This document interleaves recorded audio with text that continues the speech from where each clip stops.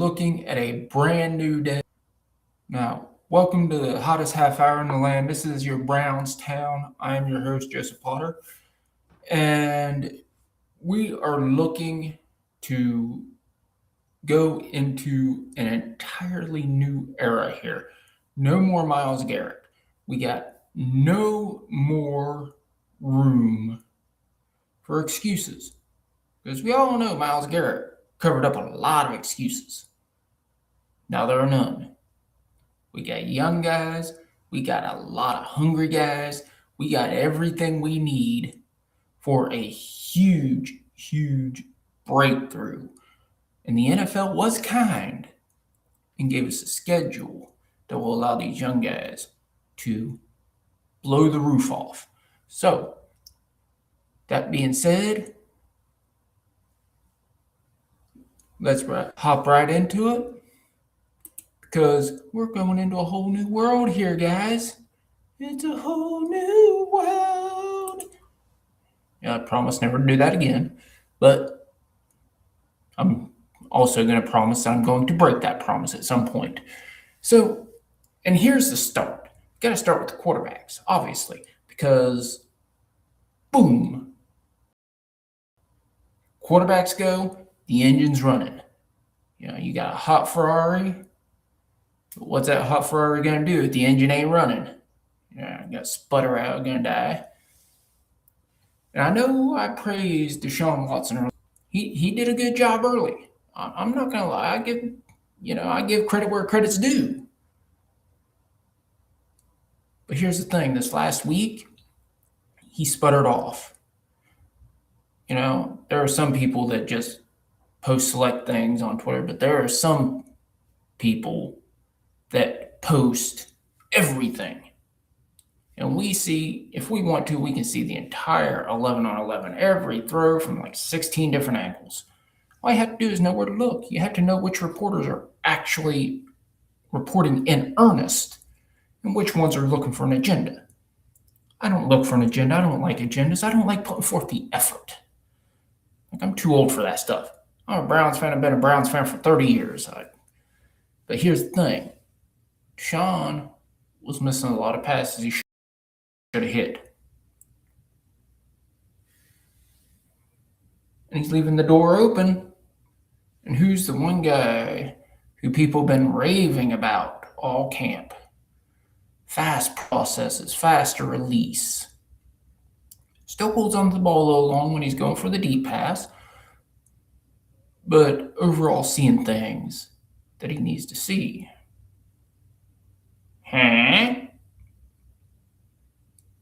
Shedeur Sanders isn't blowing through that door like Pink Panther. Blow a little bit, sneak through after he disguises people, distracts people. No.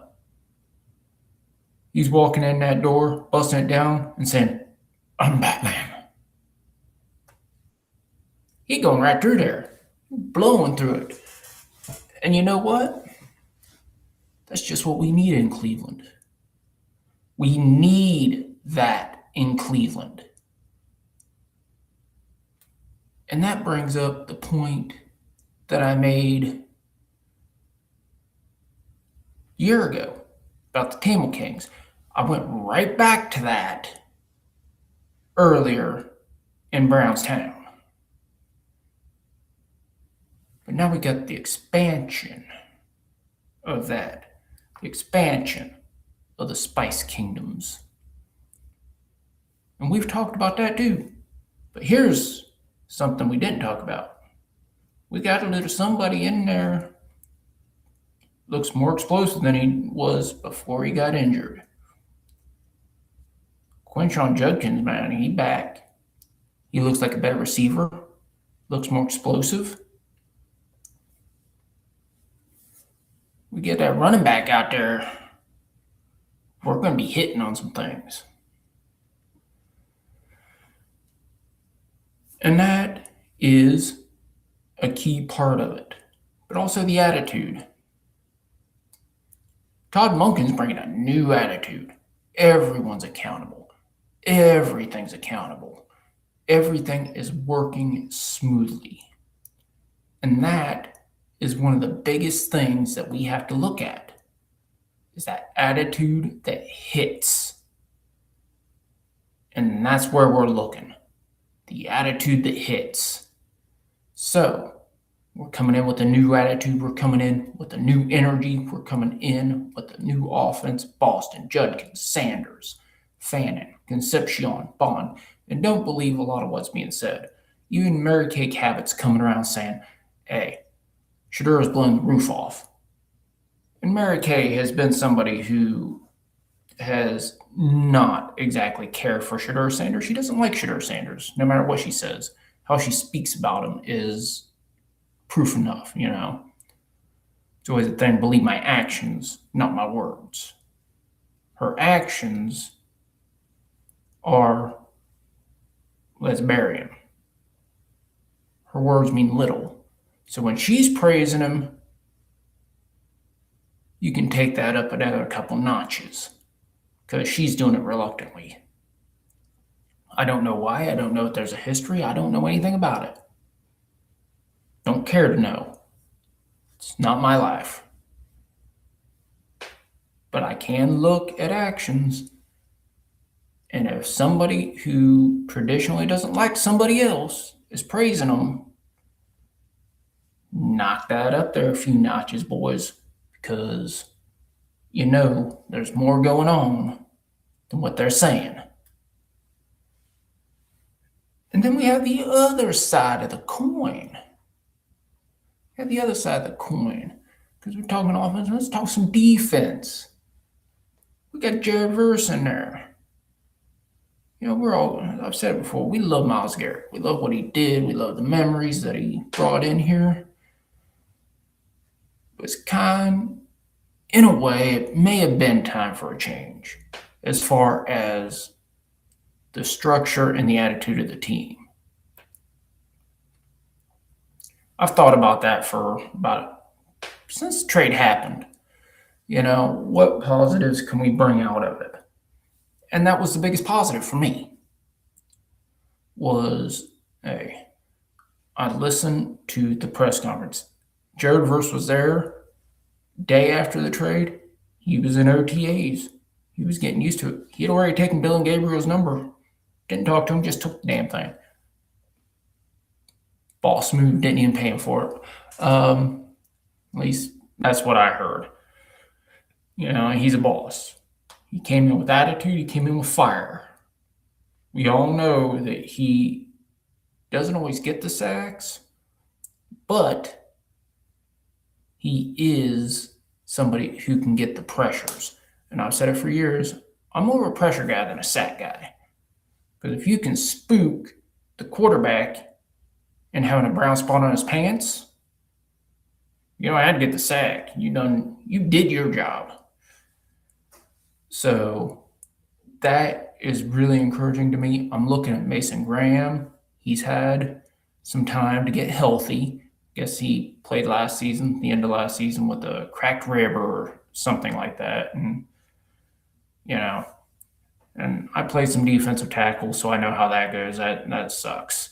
And it's hard to move around. So we're going to give him a little bit of credit for that because he performed really well. And then we got some other leaders stepping forward, you know, and that's on defense.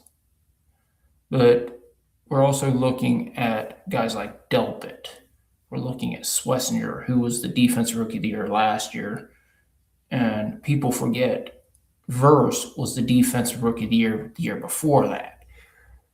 And now we got McNeil Warren, who's probably going to run beside Delpit, in place of Delpit, probably going to run a little bit in the slot. He can be running all over the place because McNeil Warren is one of those guys that are just high impact everything.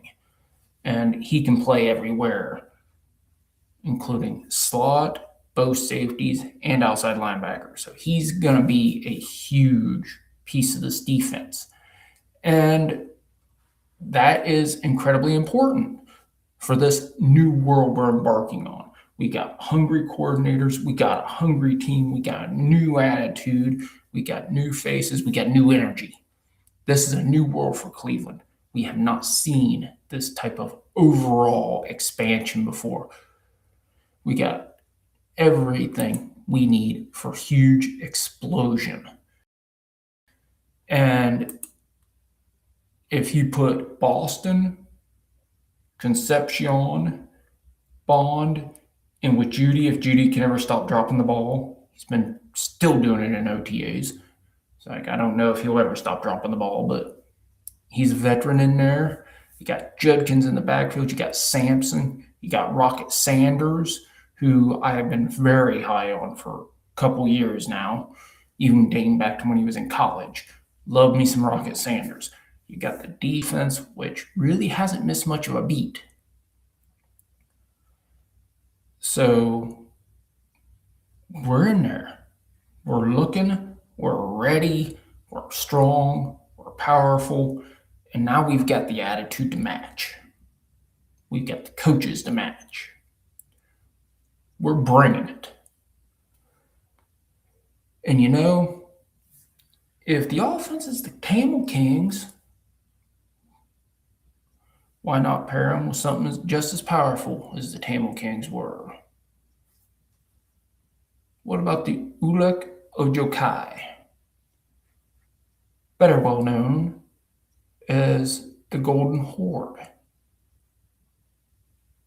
that were originally ruling Russia after the Mongol invasion, and Jokai was the oldest son of Genghis Khan. So, what are we looking at? Who's going to be our Jokai Khan? Well, we got a few people. We got Schlesinger. We got Verse. Who's going to be that leader?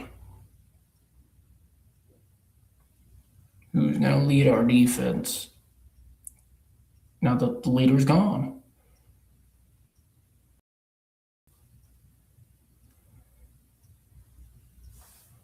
Well, that's something we're going to find out.